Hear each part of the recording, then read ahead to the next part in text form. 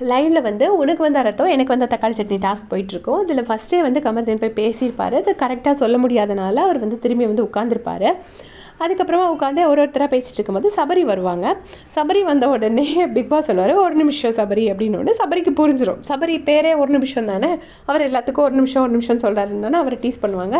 So அதுக்கு big pass சொல்கிறாரு. சொல்லும்போது கமர்தீன் இப்படி உட்காந்துட்டு இருக்கும்போது கமர்தீனை கூப்பிடுறாரு. கூப்பிட்டுட்டு கமர்தீன் போய் முகம் கழுவிட்டு வரணுமா அப்படின்னு கேட்பாரு. உடனே கமர்தீன் வந்து இப்படி முடிச்சு பார்ப்பாரு. பார்த்த உடனே அரோரா எல்லாருமே சிரிப்பாங்க. தூங்கிட்டார் போல இருக்குது இந்த டாஸ்க் நடந்துட்டு இருக்கும்போது. ஏன்னா யூஸ்வலாக வந்து பயங்கரமாக சண்டையெல்லாம் நடக்கும். இன்றைக்கி பார்த்தீங்கன்னா பார்வதி கொஞ்சம் அடக்கி வாசிச்சுட்டு இருக்காங்க. ஏன்னா திவ்யா கணேஷ் இருக்கிறதுனால ஒரு சின்ன பயம் இருக்குது. கொஞ்சம் அடக்கி வாசிச்சுட்டு இருக்காங்க. கமர்தீன் தூங்கிட்டாரு. சரின்னு சொல்லி எந்திரிச்சு போய் ஃபேஸ் வாஷ் பண்ணிட்டு வராரு. வந்தவுடனே என்ன கமர்தீன் முதல்லேருந்து திரும்ப ஃப்ரெஷ்ஷாக ஆரம்பிக்கலாமா அப்படின்னு சொல்லிட்டு பிக் பாஸ் கேட்குறாரு. இவரும் சிரிச்சிட்டு ஓகே பிக் பாஸ் அப்படின்னு சொல்கிறாரு.